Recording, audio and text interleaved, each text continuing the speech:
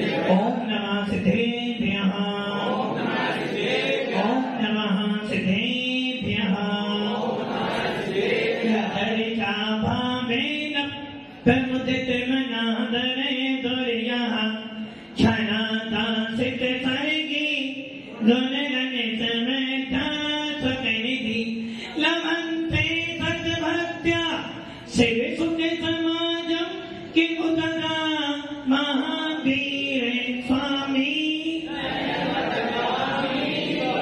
महावीर स्वामी। महावीर स्वामी। गुरुमहापंचनो नित्यं ज्ञानदर्शन नायिका चारित्रानं गंभीरा मोक्षे मार्गोपदेशिका। पंच प्रकृति भगवान की, एकनाथनाथ भगवान की, अंतिम शासनपति भगवान महावीर स्वामी की, आचार्य श्री कुंद कुंद भगवंत की, आचार्य श्री विमल सागर जी महाराज की, आचार्य गुरुदेव सरस्वती सागर जी महाराज की, 3 करोड़ मुनि राजों की, द्वादशांजिनवाणी माता की।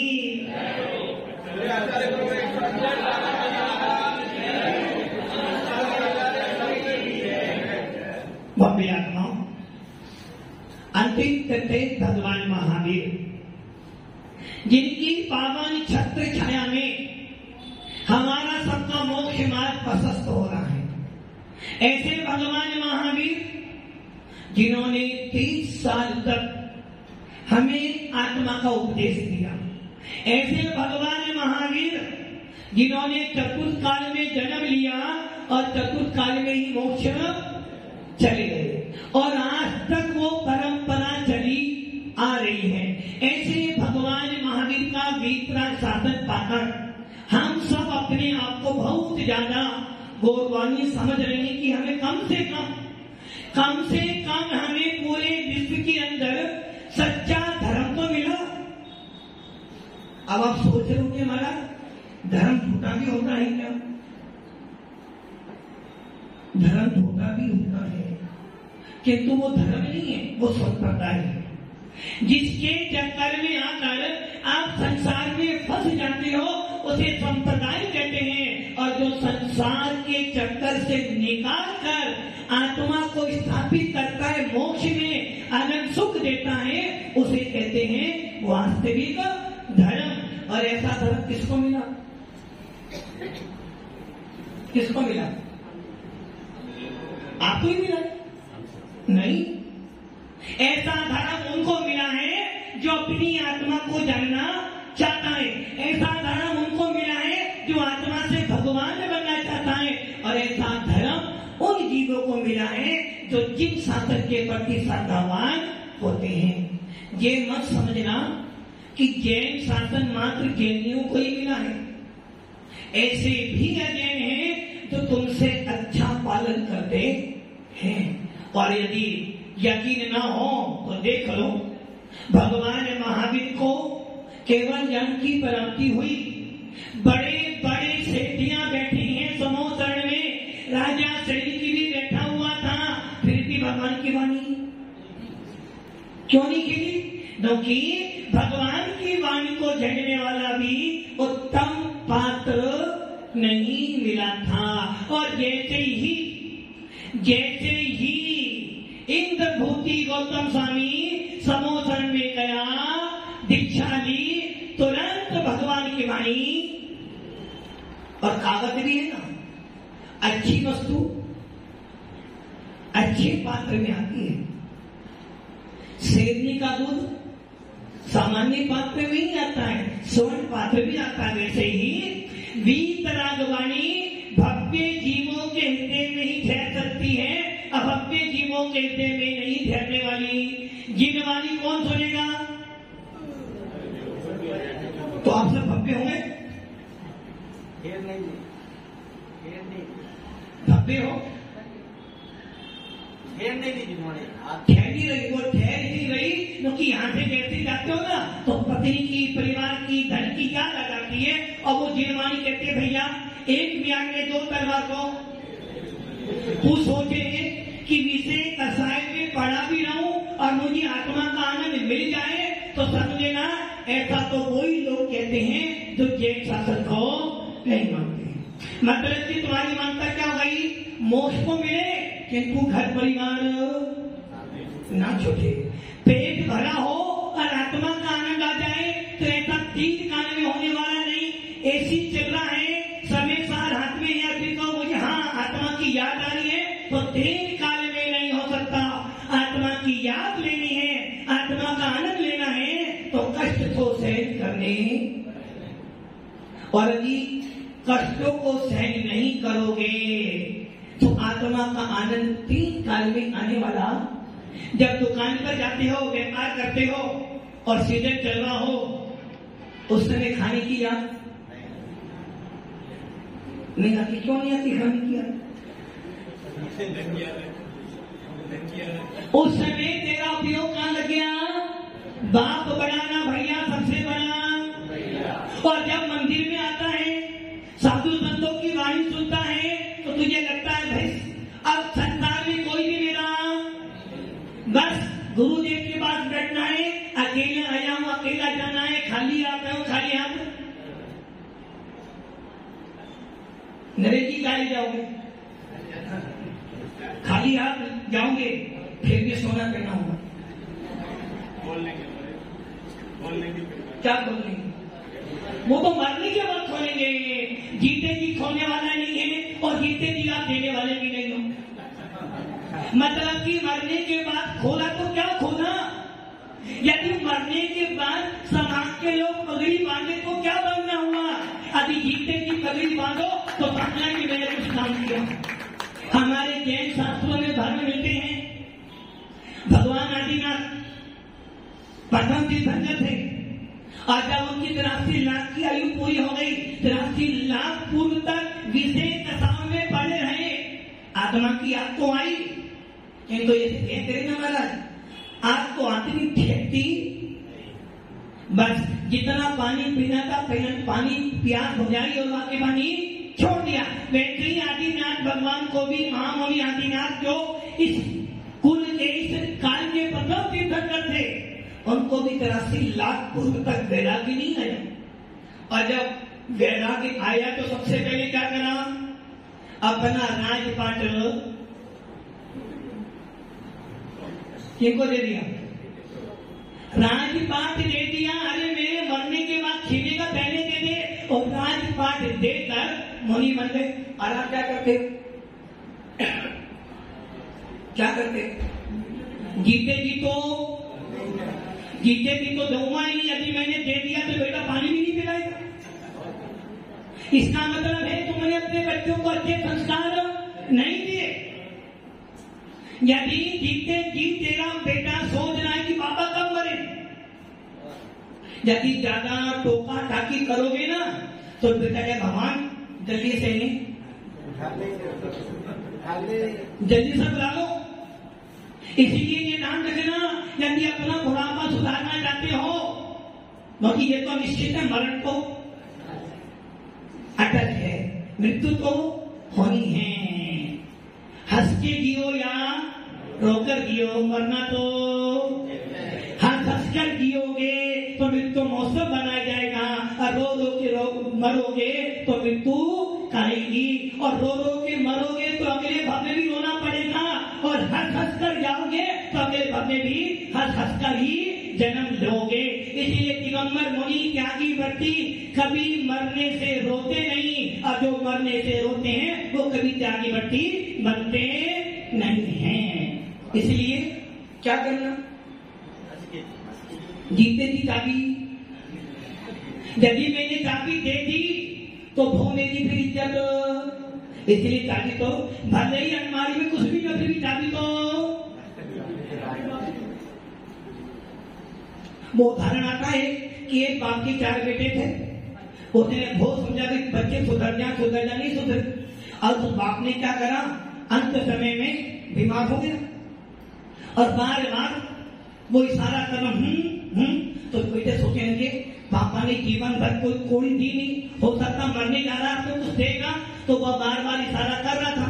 तो लोगों ने सोचा कि कोई खजाना होगा इसमें। उन्होंने पूछा जनाब बैग तो बुलाया, बैग बोल भाई आवाज तो आ जाएगी, किंतु खर्चा 1 लाख रुपए का है। बेटे बोले कोई बात नहीं, 1 लाख जाएगा 10 लाख तो मिलेंगे। और बोले सिर्फ 2 मिनट के लिए बोलेगा। इलाज किया, पूछे क्या कह रहे हो, कहा जाए? अरे पगलो ये सामने वो बकरी झाड़ू खा रही है। अब बोली साहब तुम्हारी हो रही है, आपको अपने बेटों के प्रति ये तो है कि धन कमा, किंतु अपनी आत्मा का बहुत कभी नहीं हुआ। अरे ये सोचो जब मरोगे तो किस गति में जाओगे? मरना तो कहां जाओगे? मतलब कहां जाओगे? मोक्ष में कहां सकता मोक्ष मिलना है? ऊपर बैठे और मोक्ष में जाना चाहते हो? पैर खराब हो गए, अब जब पैर ही खराब हो गए तो क्या मोक्ष में तुम चलोगे? वो भजन ना, मोक्ष के प्रेमी हमने कर्मों से लड़ते देखे, मखमल पर सोने वाले धरती पर गिरते देखे। भव्य आत्माओं, यदि मोक्ष मार्ग पर चलना है, भगवान आत्मा को प्राप्त करना, तो कष्ट को सहन कर ले। अच्छा ये बताओ कितने परिश्रम होते मुनिराजों के? कितने परिश्रम मुनिराजों के? कितने? 28 22। आपके कितने परिश्रम हैं? कितने आपके? हमारे कितने हैं? 22। आपके कितने हैं? आपके कितने हैं? अरे ये सोच लो, आपके अनंत परिश्रम हैं, फिर भी तुम्हारी कर्मों की निजना नहीं हो रही। और हम 22 परिश्रमों पर विजय प्राप्त कर निर्वाण को प्राप्त कर लेते। इसलिए सरिता मुनि बनने में है, अनंत परिश्रम सहन कर रहे हो, फिर भी संसार में सड़ रहे हो, जान रहे हो, देख रहे हो, उसके बाद भी मोह नहीं छूटना है। बताओ एक व्यक्ति सीए बन जाए, क्या बना? सीए बना, और सीए बनने के लिए कितनी मेहनत करनी पड़ती है? कम से कम 5-6 साल तो दिन में 22 घंटे पड़ता है, जब जाकर सीए बनता है। और सीए बनने के बाद यदि वो झाड़ू पोछा लगाए तो अकलबंदी वाला काम है, पागल है ना, मूर्ख है। अच्छा आप लोग कौन? आप मूर्ख नहीं, आप महामूर्ख हो। क्यों? ज्ञान को मिल गया, जिन संसार मिल गया, मनुष्य फल मिल गया, देवता गुरु का समागम मिल गया, उसके बाद भी तेरे को अपनी आत्मा का भोग नहीं होगा। फिर भी चिंता किसकी चिंता? रबिया जी आपको आ जाओ, बोलो हमारे 2-3 काम, 2-3 काम बस। यही पद्धति हमारी है। हमें काम करिष्यामि याद है कि तो मरिष्यामि थी मरुआ याद नहीं, करुआ यही याद है। अंदर की आपको आ जाओ, क्या कह रहे? वो कह रहे पुण्य थोड़ा गाढ़ा करना पड़े। अधिक पुण्य गाढ़ा हो जाएगा तो महाराज नहीं बन पाएगा।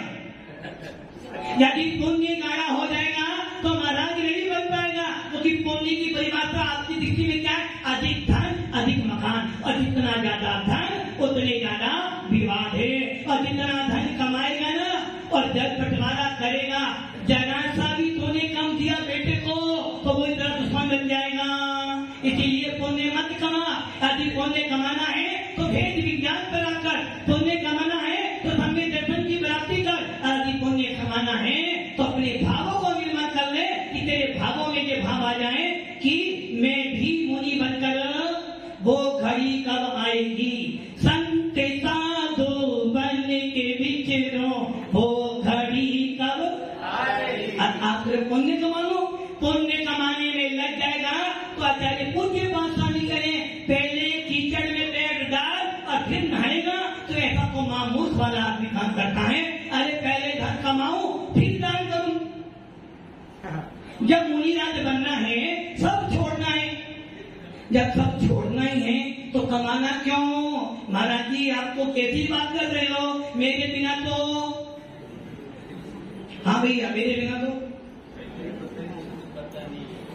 पता नहीं पर, किंतु ये सोच ले तेरे बिना सबका सब कुछ चलेगा, किंतु तेरे बिना तेरा कुछ भी होने वाला नहीं है।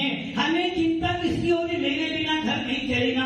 अरे 2 दिन के लिए घर छोड़ कर देखो ना, चैन सुखी चैन कहाँ है? चैन गले में है। नाम क्या? चैन सुख। और हाथ में क्या?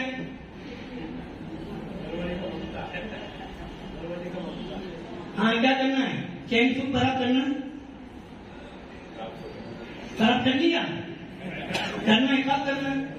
अभी सुनिए, मतलब कि ये सोच लो आप कि यदि आप जिन शासन में पैदा हो जाने के बाद भी अपनी भगवान आत्मा को नहीं जान पाए तो समझ लेना जैसे आए थे वैसे ही। आचार्य समर्थवत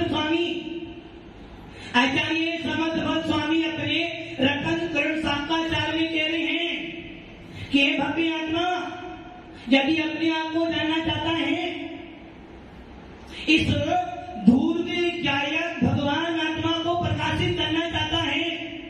कौन सी आत्मा को? धूर्व मतलब हमेशा रहने वाली, नित्य।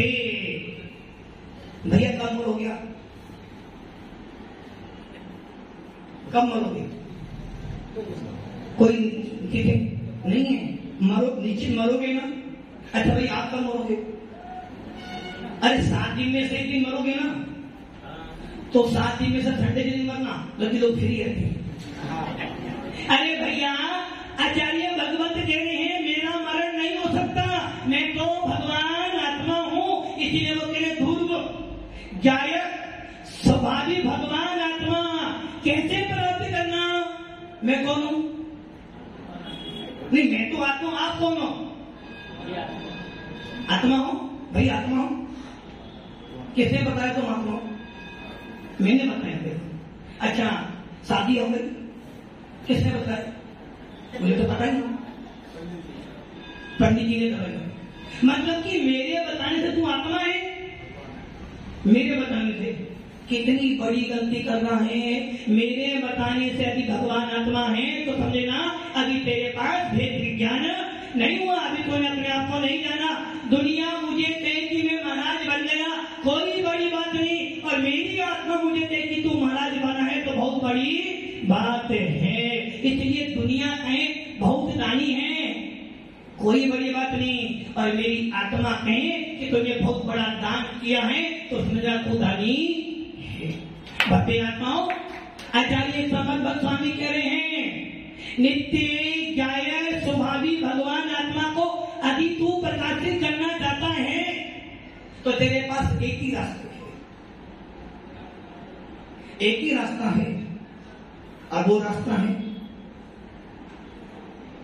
तू जानता है, तू ये को जानता है कि मैं भी त्रिकालिक शुद्ध भगवान आत्मा जैसा हूं। निश्चय से मैं कैसा हूं?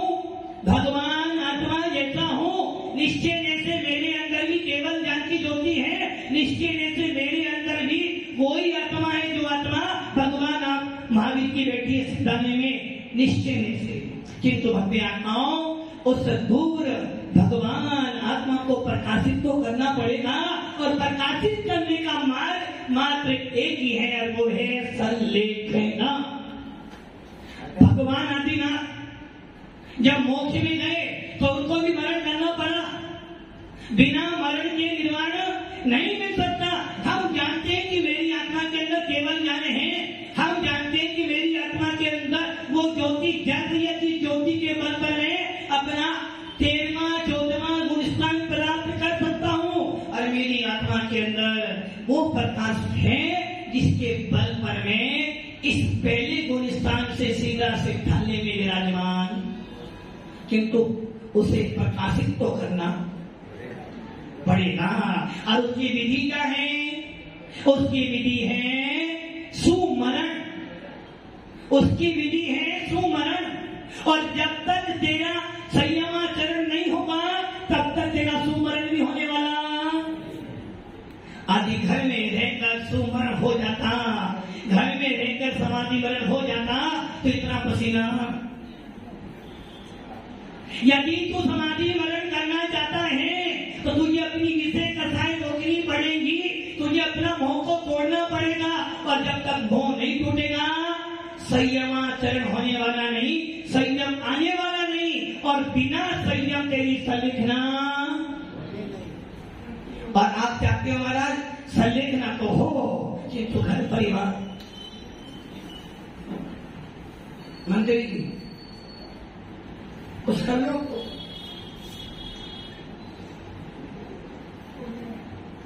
कुछ कर लो, क्या करना चाहते हैं? कोई योजना तो होगी आपकी भी। तो सवेरे उठते हो, योजना तैयार करते हो, वहां जाना है, इधर जाना, उधर जाना है, तो कभी एक बार भी ये नहीं सोचते कि 1 मिनट के लिए अपनी आत्मा के अंदर तो जा, 1 मिनट तो विचार कर आखिर तेरा है कौन यहाँ पर, कौन है आपका यहाँ पर? कोई है?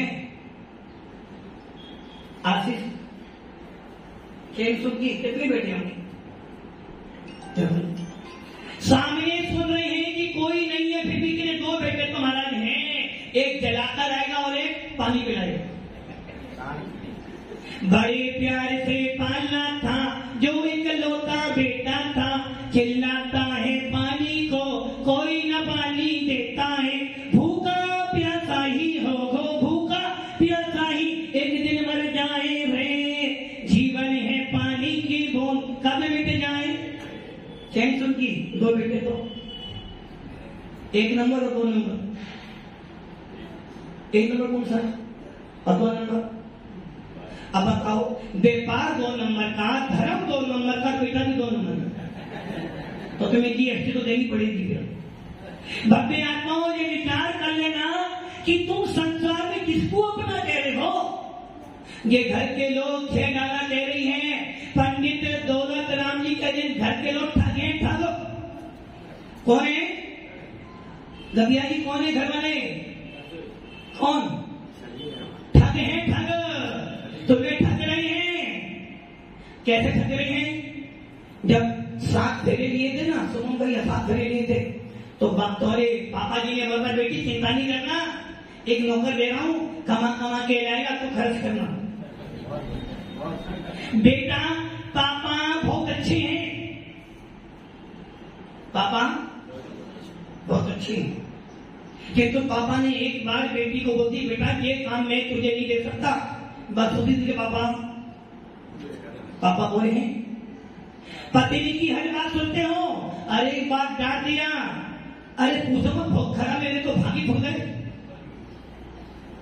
जीवन भर कमा कमा के लाते हो और एक दिन थोड़ा लॉस हो जाए तो घर में मातम छा जाता, कोई मर गया हो, और जब कमा कमा के लाते कुछ नहीं हुआ था, एक दिन कमाना बंद कर दो, 2 दिन दुकान पे मत जाओ, घर के लोग दुखी हो जाएंगे। और फिर भी कह दो परिवार को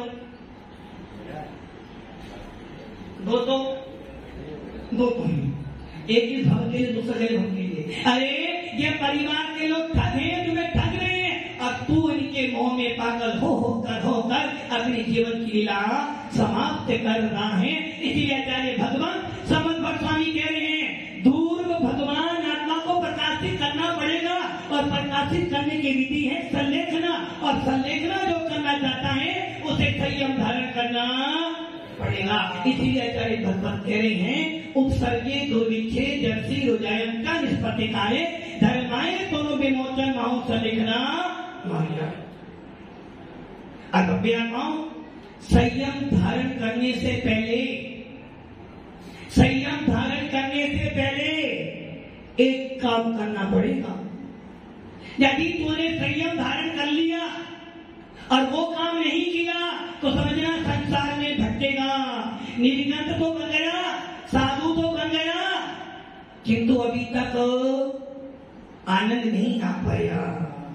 धनवान तो बना किंतु पैसे का घमंड नहीं आ पाया, अच्छी बात है, रखेंगे क्या अच्छी बात है। अध्यक्ष तो बन गया, घमंड तो आएगा, सिर तो ऊपर ही बैठूंगा। और पद लेने के बाद थोड़ा सा देखो, भजन लाल जी देखो, अपने भजन लाल जी को, भजन लाल जी कौन थे? सीधे विधायक के लिए तैयार हुए, दिक्कत आए, सीधे कहां बन गए? सीएम बन गए। और जो बेचारी इतने सालों से सीएम बनकर बैठी तो उम्मीद मुझे नंबर नहीं दिया, और जैसे भजन लाल जी सीएम पर बने, वैसे ही कुर्सी का आनंद तो वैसे ही आप अध्यक्ष बने, आनंद तो आ रहा है, आनंद तो आता है। पद का घमंड ऐसा ही होता है। जो व्यक्ति अभी नीचे बैठा है, नहीं जानता मुनि महाराज के बारे में, नहीं जानता मुनि का आनंद, अभी वो मुनि बन जाए और जैसे ही मुनि बनकर बैठा, उनको भी अपनी आत्मा में आनंद तो आता ही आता है। अब आप सोचो, 8 साल का बच्चा, कितने साल का, उसे महाराज बना दे। अरे महाराज पागल हो रहे हो, कुछ जानते हो, कुछ जानता ही नहीं, अभी तो उसे खाना ही नहीं आता, तो देखा क्या है कि तो हमारा आनंद कहता है 8 साल का बच्चा 1 घंटा मोक्ष प्राप्त कर सकता है। और आशीष नंबर 1 हो। अरे तुम्हें भी अगर तुम्हें भी मोह वाला पापा के प्रति नंबर 1 बनो, नंबर 1। पूरे विश्व के अंदर दिगंबर मुनि का नंबर 1 आता, दिगंबर मुनि 1, ताकि पापा कहें मेरे घरों में तीर्थंकर पैदा हो गए, बनना है नंबर 1। आओ, हाँ, हैप्पी क्या हुआ? आएंगे, बस यही गड़बड़ी है। आएंगे तो गड़बड़ी है, और आ रही है तो समझना कोई गड़बड़ी। इसलिए भव्य आत्माओं, जब मृत्यु आएगी ना, वो यदि में आ रही, मैं तो आ गई। आग लगे जब कुआं खोदोगे तो कुछ नहीं बचेगा, और आग लगने से पहले कुआं खोद लोगे सब बच जाएगा। मृत्यु आए और मुझे बढ़कर ले जाओ, उससे पहले ही मृत्यु की तैयारी कर लो, ताकि जब मृत्यु आए तो हंसते उत्तर ले जाओ और मृत्यु भी कहे कि मैंने किसको पकड़ लिया। भव्य आत्माओं, बड़े भाग्य से मिला है नरभाग, बड़े भाग्य से मिलता है साधु संतों का समागम, और बड़े भाग्य से मिलता है जिन वाणी को सुनने का अवसर। इतनी गर्मी के अंदर आप यहाँ बैठे हो, पसीना भी आ रहा है, गला भी, और फिर भी जिनवाणी सुन रहे हो तो कहीं ना कहीं तो दिगंबरों के प्रति श्रद्धा है, कहीं ना कहीं तो अपने भगवंतों के प्रति थोड़ी बहुत आस्था है। और जो आस्था तुम्हें बार बार प्रेरित करने की है आत्मा, चल महाराज के पास, और ये मैंने महाराज के 2 शब्द सुन लिए तो अंत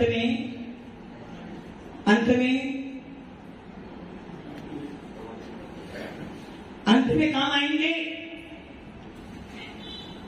एक व्यक्ति गांव में था, भीलवाड़ा में नहीं था, भीलवाड़ा के लोग तो बहुत समझदार है, कब सबके साथ कपड़ा बेचते हैं भैया, पूरे एशिया में कपड़ा इसे जाता है। एक गांव में व्यक्ति रहता था, उसने बोला भाई मुझे धन कमाने जाना है। अपने दोस्त से बोला भाई दोस्त मैं धन कमाने जाऊंगा, विदेश जाऊंगा, जो कि यहाँ मेरा काम धंधा, और भीलवाड़ा चलेंगे। भीलवाड़ा वहां पर सुना कि बहुत सारा कपड़ा बनता है। उस दोस्त ने बोला बेटा, बोला भैया एक काम कर, पागल मत जा विदेश में जाएगा फंस जाएगा, क्योंकि भीलवाड़ा के लोग अच्छे नहीं है। यदि तू भीलवाड़ा गया तो तुझे भी अपना जैसा बना लेंगे, नहीं मुझे जाना है। अब वो गए, बोला तो एक काम कर, जाना है मेरी बात मान लो, तू तैरना सीखे। क्या सीखे? तैरना। बोले भैया पागल है, मरने की तो समय नहीं, तू तैरने के लिए बात करना, मेरे पे समय कभी नहीं है। अच्छा तो दोस्त बोले एक काम करना, जब तू जाए मुझसे मिलकर जाना। अब वो दिन आए थे, वो दोस्त जा रहा था, तो उसने बोला एक काम कर, 2 पीपे साथ में ले जाओ। चले जा, पीपा कनस्तर जिसे बोलता, पीपा 2 पीपे ले जा, और एक ध्यान रखना मुसीबत में काम आए 2 पीपे चले। उसने क्या करा, पीपे ले गया और दया के बहुत धन कमाया, बहुत धन कमाया, बहुत धन कमाया और धन कमाने के बाद सोचा अब अपने दोस्त को पकड़ाऊंगा, ये पैसा है जो बुरे समय में काम। अच्छा ये बताओ पैसा किसके काम में आता है बुरे समय में? पैसा किसके काम में आता है? नहीं, पैसा काम में आता है।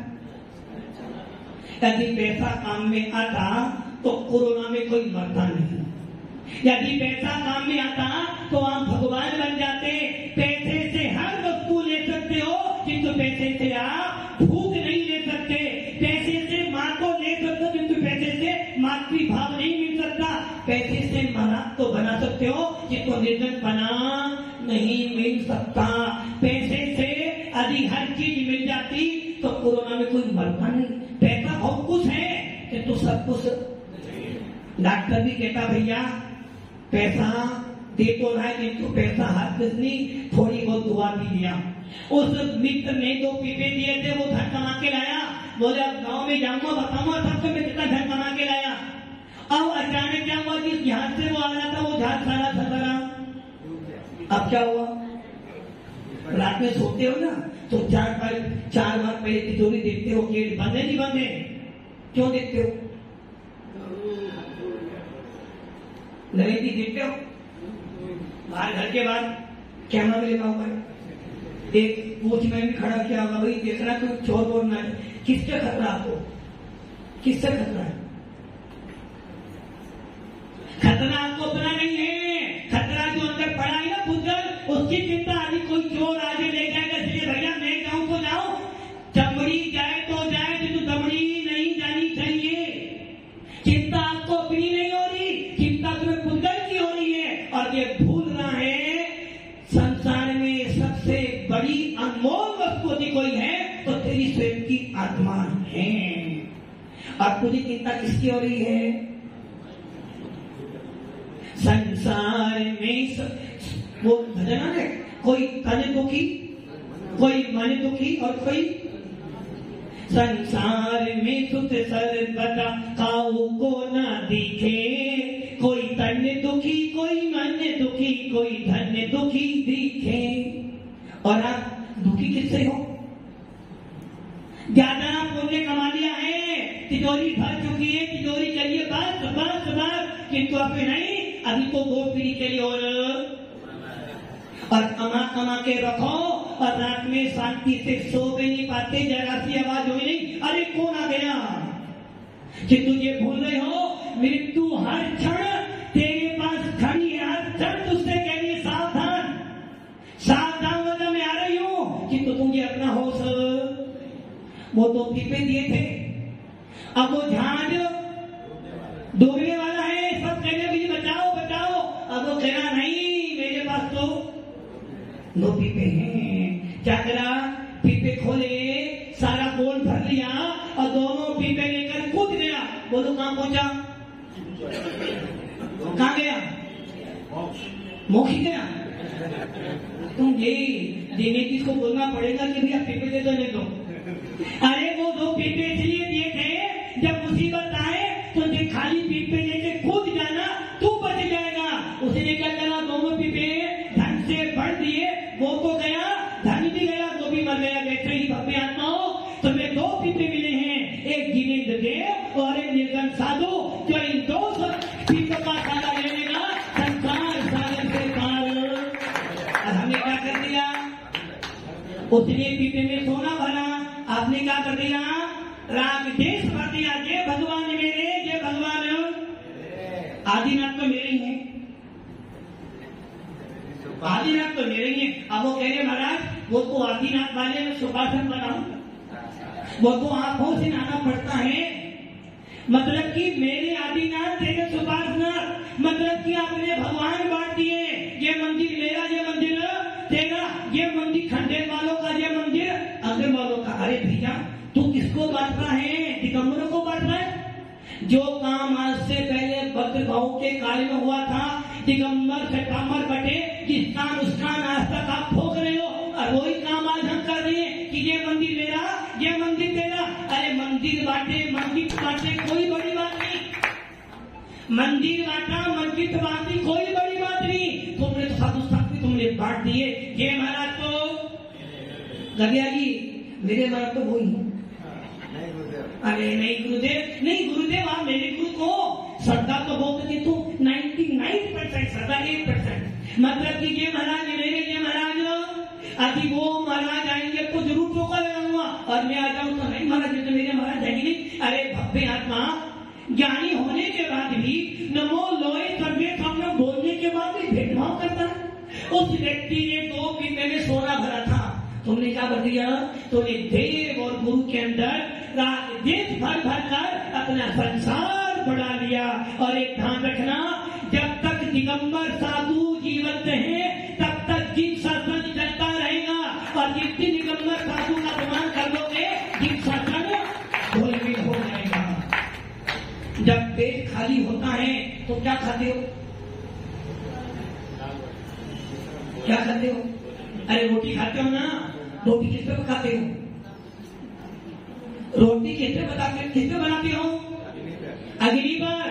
आचार्य भगवान वीर सेन स्वामी भगवान पुस्तक में कह रहे हैं, जब तक निर्गुण साधु जीवित हैं तेरे घर में चूल्हा जल रहा है, और जिस दिन निर्गुण साधु का अंत हो जाएगा, अग्नि का विनाश हो जाएगा, तेरे घर में चूल्हा चलना बंद हो जाएगा। इसलिए धर्म को मत बांटो, देव गुरु को मत बांटो। यदि इनको बांट दोगे तो तुम्हारा शासन पूरा का पूरा बर्बाद हो जाएगा। इसलिए वो मूर्ख था। कौन? कौन? और आप महामूर्ख हो, जो अपनी रोटी सेकने के लिए साधु संतों के साथ भी मायाचारी करते हैं। भव्य आत्माओं, ये ध्यान रखना, साधु संत तुम्हारे हैं, क्योंकि हमारे भगवंत कौन कौन स्वामी कहते हैं, निर्गंत मोक्ष मार्गो।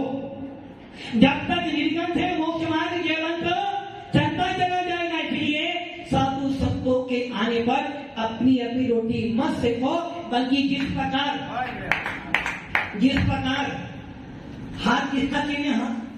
हाथ कांग्रेस का, और कमल और साइकिल मुलायम सिंह का, और लालटेन लालू जी का, और हाथी भी है मायावती का। अच्छा ये बताओ, इन 5 छहों में से यदि हाथी मर भी जाए, 5 समाप्त हो जाए तो तुम्हारा क्या जाएगा? कोसली जाएगा ना।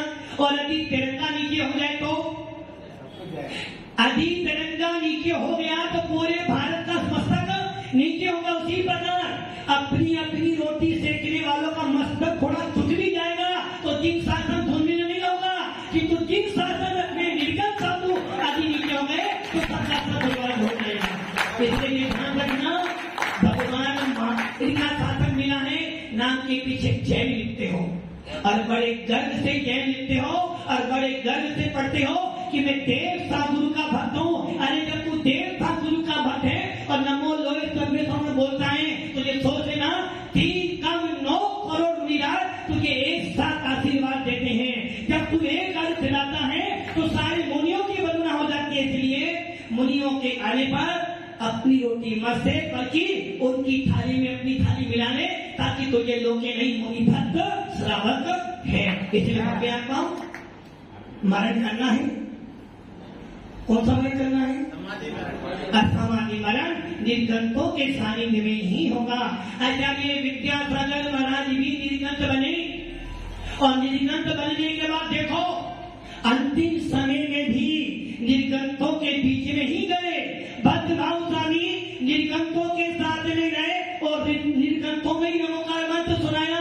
आदिनाथ निर्गंत बने और निर्गंत से ही मोक्ष गए। तो तुम्हारे तो इस पंचम काल में निर्गंत साधु मिल रहे हैं। समाधि मरण करना चाहता है, सुमरण करना चाहता है, तो एक बात याद रखना, जितने भी निर्गंत हैं, किसी भी संघ के हो, किसी भी परंपरा के हो, वो मेरे अपने हैं। और जब मेरा मरण हो तो कोई निर्गंत मुझे नमोकार मंत्र सुना दे तो मेरा भी समाधि मरण हो जाएगा। इसलिए भक्ति आत्माओं, नमो लोहे ओम नमः